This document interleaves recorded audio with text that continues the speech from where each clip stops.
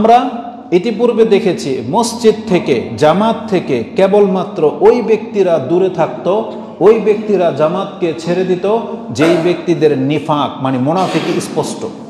আমরা মদিনাতে যাদেরকে স্পষ্ট মুনাফিক হিসেবে চিনতাম তারাই কেবল মসজিদকে ছেড়ে দিয়ে বাসায় নামাজ পড়তো। এমন বলা হয় না যে মুনাফিকরা নামাজই পড়তো না, মুনাফিকরা নামাজ পড়তো, কিন্তু তারা মসজিদের চেয়ে বেশি প্রাধান্য দিত ঘরে পড়াটাকে। এই জন্য আর ঘরে এই জন্য পড়তো যেহেতু যদি নামাজ না পড়ে ওদের উপর তো কুফরি ফতোয়া লেগে যাবে। এই জন্য মুনাফিকরা প্রকাশ্যে মুসলিম সাজত আর ঘরে নামাজ পড়তো, যাতে করে রাসূল যদি জিজ্ঞেস করে তখন বলতে পারতো হ্যাঁ আমরা নামাজ পড়েছি। তাইলে ওরা ওই কাফের হওয়া থেকে বেঁচে যাইত, কিন্তু অন্তরে ছিল মুনাফিক। আব্দুল ইবনে মাসউদ বলতেছেন আমরা এমন মুনাফিকদেরকে দেখেছি যারা ঘরে নামাজ পড়ে আর এদের মুনাফিকে আমাদের কাছে স্পষ্ট, কিন্তু আমাদের অবস্থাটা কি দেখেন, একটু পরে আসবে। ওয়ালাকাদ রাআইতুর রাজুল, তিনি বলতেন আমরা এমনও ব্যক্তিকে দেখেছি ইউহাদা বাইনার রাজুলাইনে, যেই ব্যক্তি অপারগ অসুস্থ বা অন্ধ, সে দুইজন ব্যক্তির কাঁধে ভর করে হলেও হাত্তা ইয়াদখুলা ফিস সাফ, কাতারে এসে বসে যাইত।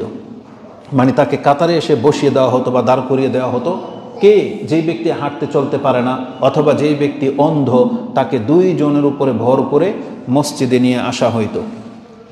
ওমা মিন রাজুলিন ইয়াতাতাহহার, তারপরে তিনি বর্ণনা করতেছেন যে কোনো ব্যক্তি উত্তমভাবে যদি পবিত্রতা অর্জন করে, ফায়ুহসিনু তুহুর, এবং সে যদি উত্তমভাবে ওযু করে, ফায়ামিদু ইলাল মসজিদি ফায়ুসাল্লি ফি, এবং মসজিদে যদি হেঁটে এসে যদি তাতে সালাত আদায় করে, ফামা ইয়াখতু খাতওয়াতান, সে যতগুলো কদম দিয়ে মসজিদে এসেছে, ইল্লা রাফা আল্লাহু লাহু বিহা দারাজাতান ওয়া হাত্তা আনহু বিহা খাতিআতান, তাহলে আল্লাহ সুবহানাহু ওয়া তাআলা তার প্রত্যেক এক কদমে তার একটা করে গুনাহ মাফ করে দিতেন, একটা করে মর্যাদা উঁচু করে দিতেন।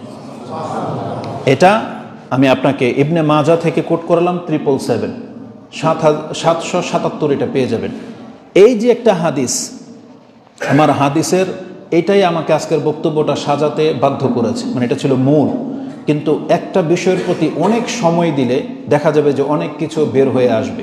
তো এটা আগে বলে নিলাম যে আজকের হাদিসের বক্তব্যের খুতবার মূল বিষয় হচ্ছে এটা, যে আজকে যদি আমরা 5 ওয়াক্ত সালাতের হেফাজতকারী না হই, আর 5 ওয়াক্ত সালাতের হেফাজতের মধ্যে একটা অন্যতম দিক হলো জামাতের সাথে সালাত আদায় করা এবং মসজিদে এসে সালাত আদায় করা। এটা যদি আমরা না করি তার মানে আমরা রাসূল সাল্লাল্লাহু আলাইহি ওয়াসাল্লামের আদর্শ থেকে অনেক দূরে সরে গেলাম। আর আমরা যদি রাসূলের আদর্শকে এই নিয়মিত ছাড়তে থাকি তাহলে আমাদেরকে বলা হয়েছে যে তোমরা তখন সঠিক পথের লোক থাকবে না, তোমরা গোমরা এবং কাফের বলে বিবেচিত হবে। যদিও আপনি নামাজি, যদিও আমরা ঘরে নামাজ পড়তেছি, কিন্তু রাসূলের এই আদর্শকে ছেড়ে দেওয়ার কারণে এটা এই জন্য, কারণ আপনি দেখেন ইসলাম আল্লাহ সুবহানাহু ওয়া তাআলা যত কিছুর বিধান নাজিল করেছেন তার পেছনে বিশেষ হিকমা রয়েছে।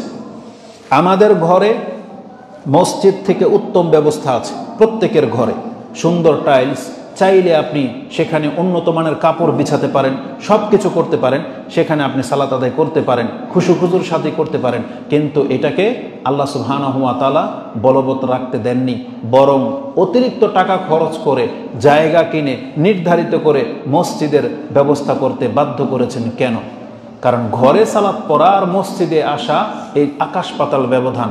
আল্লাহ কি রেখেছেন মসজিদ? মসজিদ শুধু শুধু নামাজের জন্য না, এটা হচ্ছে একটা ক্ষমার মাধ্যম।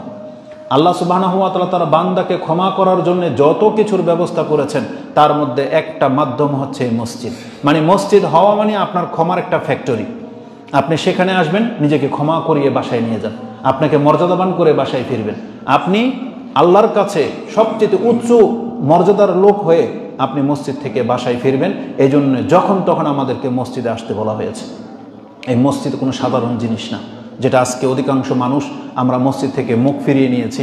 অথচ আল্লাহ সুবহানাহু ওয়া তাআলা এই মসজিদের সাথে লেগে থাকার বিষয়টাকে কতটা গুরুত্ব দিয়েছেন, যে সাবআতুন ইউজিল্লুহুমুল্লাহু ফি জিল্লি ইয়াউমা লা জিল্লা ইল্লা জিল্লু, 7 শ্রেণীর মানুষ বিশেষ ছায়ার নিচে থাকবে যেই সময় আর কোনো ছায়া থাকবে না। তার মধ্যে একজন ব্যক্তি ওই চরিত্রের যার রাজুলুন মুআল্লাকুন ফিল মাসাজিদ কালবুহু মুআল্লাকুন ফিল মাসাজিদ, যেই ব্যক্তির অন্তরটা সব সময় মসজিদের সাথে লেগে থাকে। এই ব্যক্তিকে কি করা হবে? বিশেষ ছায়ার নিচে দেওয়া হবে। আমরা তো আসলে পৃথিবীতে যদি কোনো ঘটনা না ঘটে তাহলে কোরআন হাদিসের ওই মর্মগুলো আমরা বুঝতে পারি না। আমরা বুঝতে পারতাম না যে মসজিদের সাথে এত কেন ফজিলত। আজকে দেখেন, দিন যত যাচ্ছে মসজিদ থেকে মানুষের সম্পর্ক তত দূর হয়ে যাচ্ছে। মানুষ মসজিদ ছেড়ে দিচ্ছে। মসজিদ হয়তো তারা বানায়, নতুন নতুন মসজিদ হচ্ছে, কিন্তু মসজিদওয়ালা তাদের সংখ্যা কমে যাচ্ছে।